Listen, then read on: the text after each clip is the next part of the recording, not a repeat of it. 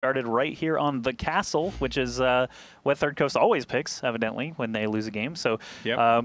If you'll remember in the semifinals, they were actually down a game to start their semifinal and then won 3 straight to put them into the finals. Yep, do remember that much. So they definitely do win on the castle when they pick it. They did lose the map to Spin Move, though, I believe, in the finals. But here we go. Duncan Lee actually attacking in for Desire. So they are beatable on this map. They just really like it. Duncan Lee, great shot there to get started.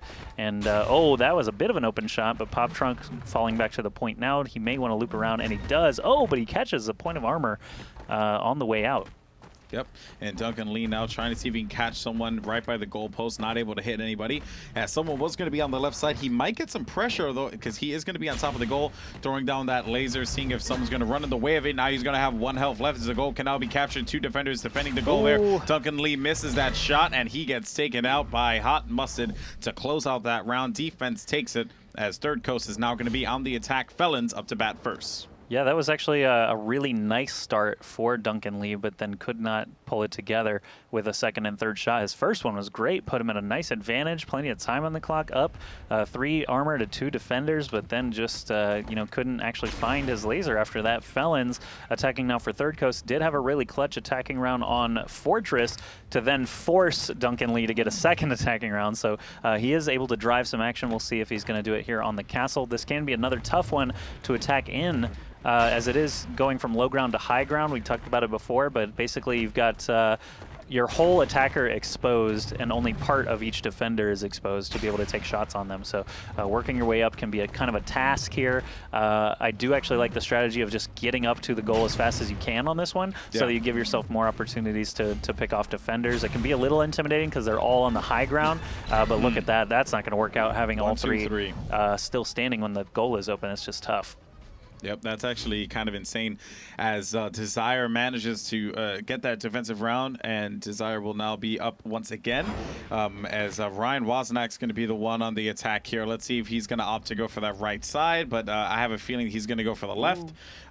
Yes, he does, as rockets are whizzing right by him, and he manages to avoid each and every one of them, trying to go for the long-range laser there, not able to do anything. Woznak with the drop down, not able to hit anyone there as well, but at least he's taking shots. You know, that much I'm pretty happy about, because when you're that far back, you can take a little shots and hope for the best, but it seems like Ryan's not able to hit anyone there, catching someone's face, but his reaction time was not enough to hit him there, as Ryan trying. He's taking shots. I'm liking this. That's true, but now time is ticking down. Goal's going to be open in 6 seconds. Can't get the open shot on Pop Trunk. This is going to be tough. Even though he has isolated the defender, he took the shot a little bit too wild.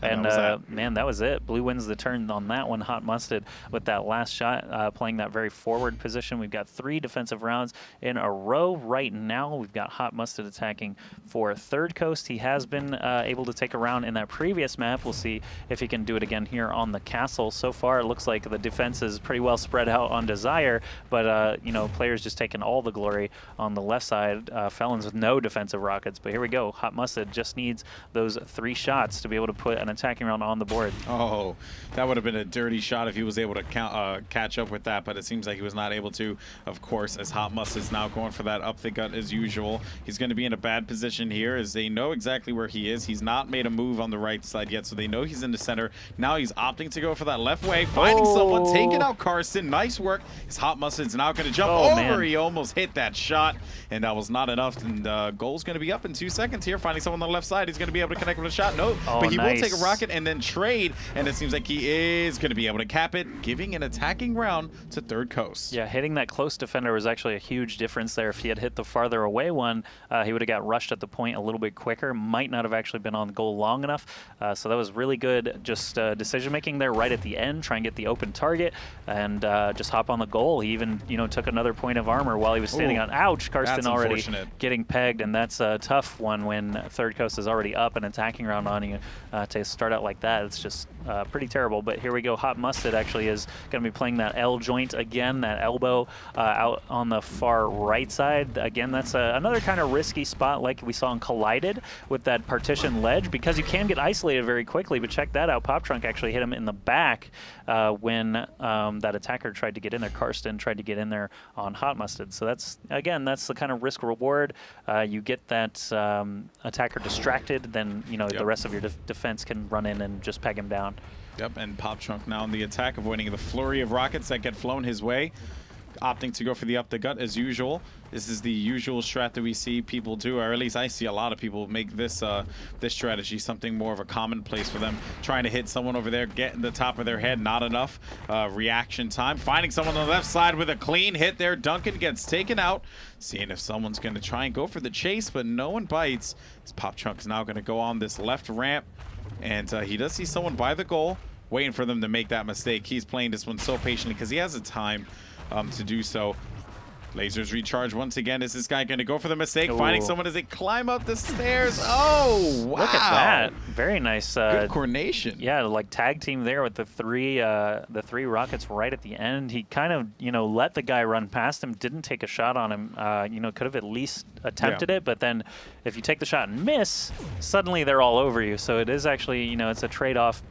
He didn't feel comfortable in that standoff situation, so didn't take the shot, ended up getting pegged down anyway. Duncan Lee attacking in for Desire. He has had a great map on Fortress to get us here to game 2, but he is having a really tough time hopping on this rail. I don't know why he wants on there so bad. Just want to forget about that one after a little while there. Yeah, 5 seconds is too much. I think he pretty much gave up on that. Yeah, you're right, though. Those seconds are very precious, so to spend time just jumping onto a metal rail is going to be too much, and he takes a point of armor moving up the left side. Pop Trunk, actually, sorry, Felon's taking that one, but ThirdCoast in general, very good with those prediction rockets. Wow. Check that out. Hot Mustard from the other side, nailing him twice with the double tap to end that round. Suddenly, ThirdCoast is up 5-2. All they need is one more successful attacking round or a successful defensive round to be able to win this game. Yep, and let's see if Felon's going to be able to close it out here.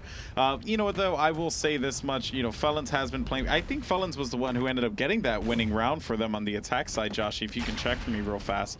No, it was Hot Mustard. But Felons, you know, their leadoff attacker, obviously very good. Nice shot by Felons, taking out Karsten as he's going to find one guy over by the goalpost. Rushing on forward, lasers recharged. He might be able to hit this shot here. Felons moving in.